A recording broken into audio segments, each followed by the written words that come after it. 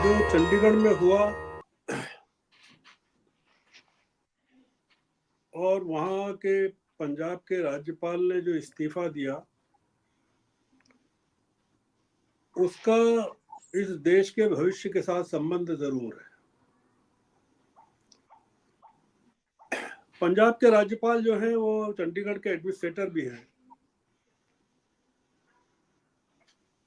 चंडीगढ़ का प्रशासन उन्हीं के अंतर्गत आता है।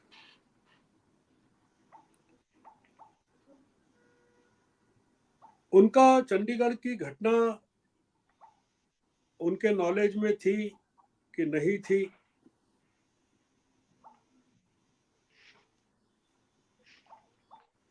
अगर थी तो उन्होंने क्या इसकी अनुमति दी?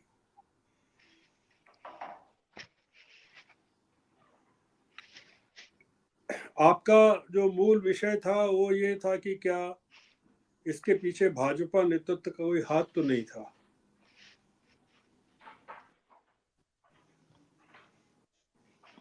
दूसरा ये कि चंडीगढ़ में आम आदमी पार्टी और कांग्रेस के गठबंधन का मामला था।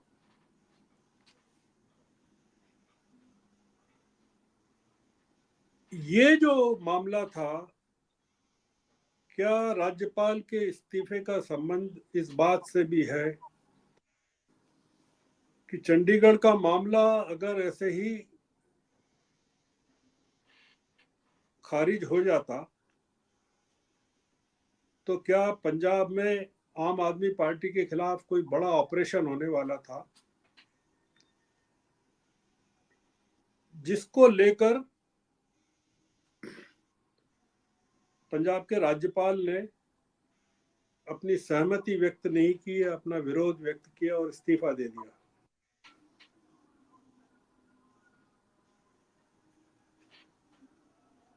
पंजाब के राज्यपाल क्या हैं, उनकी भूमिका क्या है, उनका व्यक्तित्व क्या है, ये अभी देश को पता नहीं है।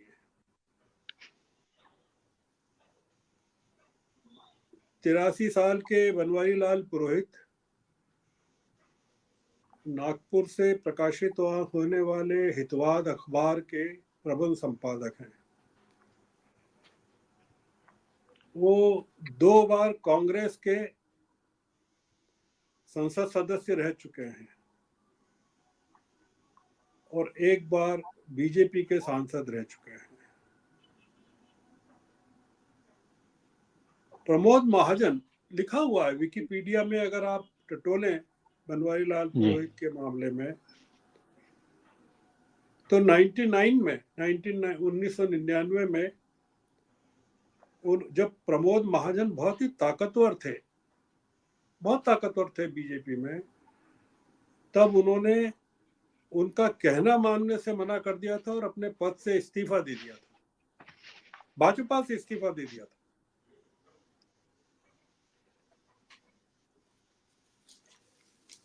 आप जो खोज कर रहे हैं कि इसमें बीजेपी का हाथ है कि नहीं है, खोज ये होना चाहिए कि पंजाब के राज्यपाल ने इस्तीफा क्यों दिया।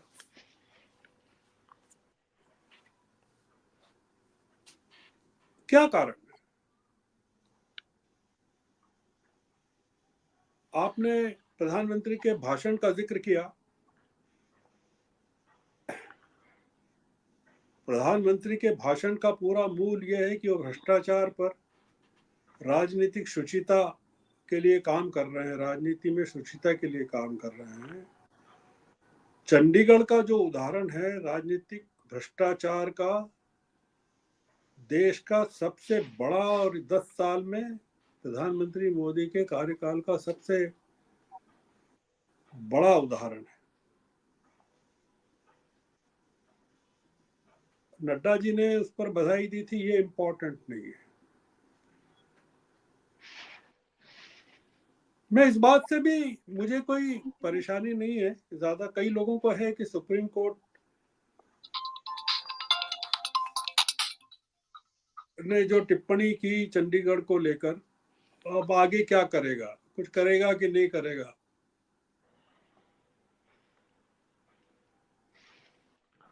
मसीह साहब वैसे ही बने रहेंगे क्या उनको क्रॉस पे लटकाया जाएगा?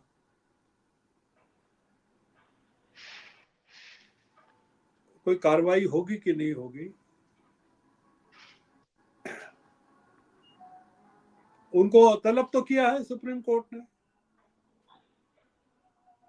उनको पेश भी होना पड़ेगा। सारे डॉक्यूमेंट्स को सील करने को कहा गया है, सारे फोटोग्राफ्स को, कई सारी चीजें इस बीच में नष्ट कर दी गई हैं, डिस्ट्रॉय कर दी गई हैं।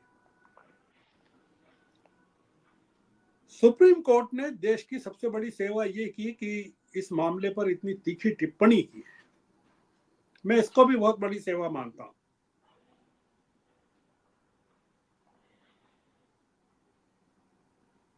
सुप्रीम कोर्ट में जिस तरह से मामले जा रहे हैं और जिस तरह से खारिज किए जा रहे हैं, टरकाए जा रहे हैं, उनको देखते हुए ये काफी है कि देश के सामने सुप्रीम कोर्ट ने एक बात रखी कि चंडीगढ़ में क्या हुआ। अब इसको आगे ले जाने का काम देश की जनता का है और राजनीतिक दलों का है, और सुप्रीम कोर्ट को पर दबाव बनाने का काम सिविल सोसाइटी का है। चंद्रचूड़ साहब को भी एक न एक दिन रिटायर होकर इस समाज में जीवन बिताना है।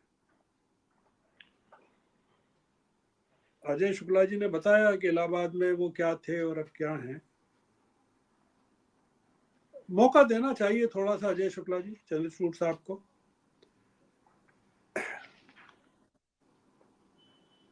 जिस तरह के माहौल में पूरी जुडिशरी इस समय है और जिस तरह के दबाव में चंद्रचूड़ साहब होंगे,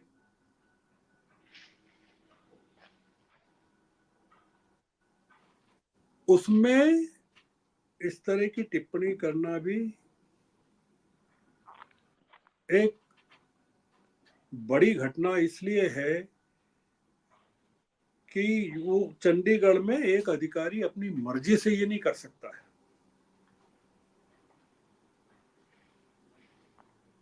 उसके ऊपर किसी न किसी का दबाव होना चाहिए, किसी का हाथ होना चाहिए।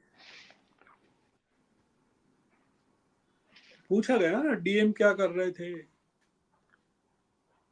वहां की सांसद हैं बीजेपी की, वो भी मेंबर हैं उसमें। जो 36 जो लोग हैं उसमें एक सदस्य वो भी है, सांसद होने के नाते हैं। वो बहुत ही प्रतिष्ठित सेलिब्रिटी हैं, किरण खेर हैं उनका नाम। उनकी भूमिका क्या है? सारांश के नायक की धर्मपत्नी है वो। अनुपम जी की।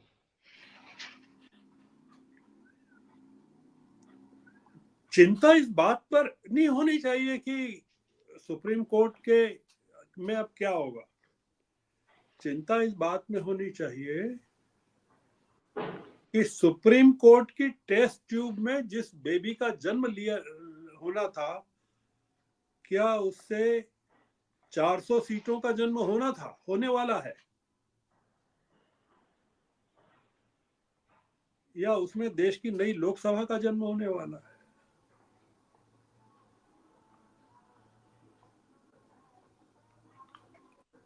तो मेरा ऐसा मानना है कि ये बहुत बड़ा, बिहार का तो ठीक है, जो इन्होंने राजेंद्र तिवारी ने बताया वो तो फेल होना ही था। उसमें ये हुआ है कि ऑपरेशन सफल हो गया पर डॉक्टरों की गलती से कैंची पेट में छूट गई और ऊपर से टांके लगा दिए।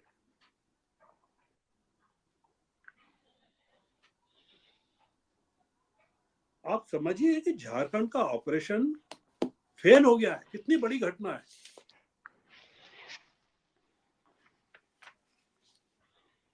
14 सीटें हैं वहां झारखंड में और 11 सीटें बीजेपी के पास है। खत्म हो गया, सफाया हो गई 11 सीटें। हमको जश्न मनाना चाहिए सुप्रीम कोर्ट की टिप्पणी पर कि वो 11 सीटें भी गई इनकी झारखंड की, और पंजाब की सीटें सारी की सारी इनकी झोली में जाने से बच गई, और दिल्ली भी बच गया 20 सीटें।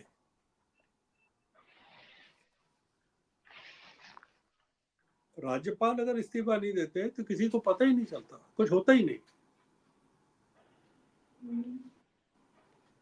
पता करना चाहिए क्या उन पर दबाव था जो उन्होंने मानने से मना कर दिया। आपको पता होना चाहिए कि कोश्यारी ने, महाराष्ट्र के स्पीकर थे, राज्यपाल थे वो, जब वहां की घटना हुई उसके बाद जो हल्ला मचा उन्होंने इस्तीफा दे दिया। राज्यपाल की भूमिका को लेकर सुप्रीम कोर्ट ने जो टिप्पणी की थी वो देखना चाहिए।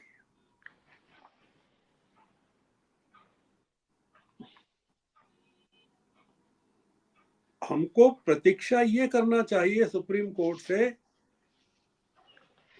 कि वो पंजाब के एडमिनिस्ट्रेटर की भूमिका पर टिप्पणी करें कि वो क्या कर रहे थे।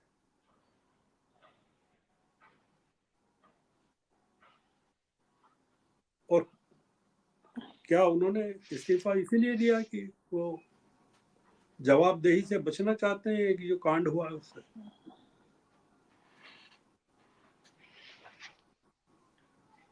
ये जो हुआ है झारखंड और बिहार और ये तो सब ठीक है, चलता रहेगा।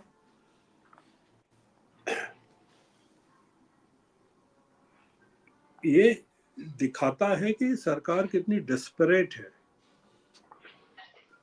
और निराशा के, मैंने कहा था आपसे, पिछली बार भी कहा था, आपके पास कभी टाइम होगा तो आपको गिना दूंगा कैसे इनकी 370 क्या 300 सीटें भी नहीं आएंगी, कहीं से भी नहीं आएंगी, है ही नहीं इनके पास 300 सीटें, बता दूंगा आपको। तो टाइम लगेगा क्योंकि ये डिबेट अभी उस विषय पर नहीं है।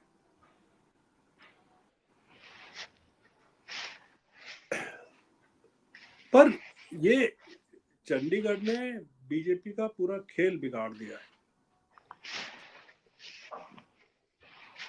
और इसलिए बीजेपी के नेताओं के मुंह बंद हैं, सिल गए।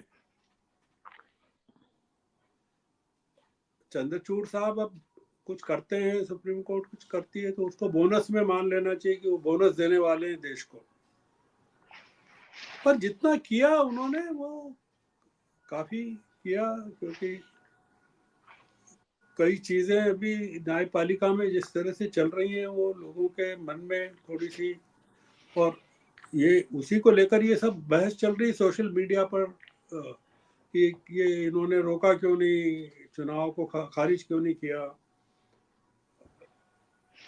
जांच के आदेश, कई चीजें चल रही है। ये इन्होंने एक वैलिड पॉइंट उठाया है सुनील जी ने कि याचिका में क्या मांग की गई थी वो हमको नहीं पता है, और सुप्रीम कोर्ट का या अदालत का जो पूरा फोकस रहता है वो इस बात पर रहता है कि आपने अपनी पिटीशन में दरखास्त किस चीज की है। तो मेरे ख्याल से हो सकता है कि पिटीशन में अगर कुछ चीजें मांग की गई हैं तो वो अगर एड्रेस नहीं हुई है उसकी हमको जानकारी नहीं है, पर जो किया है वो भी काफी है, क्योंकि ये इसमें एक ही चीज मैं कहना चाहता हूँ कि मतदान के बाद कांग्रेस और आम आदमी पार्टी के जो तमाम नेता थे वो जश्न मनाने लग गए थे, उनको होश ही नहीं था कि क्या खेल हो सकता है, जैसे गोवा में सोते रह गए थे कांग्रेस के लोग। ये जो बीजेपी है ये रात के ऑपरेशंस करती है, साइलेंट ऑपरेशन करती है, कि जो विपक्षी दल हैं वो जीत के उसमें अंदाज में ही नशा करके डूब जाते हैं।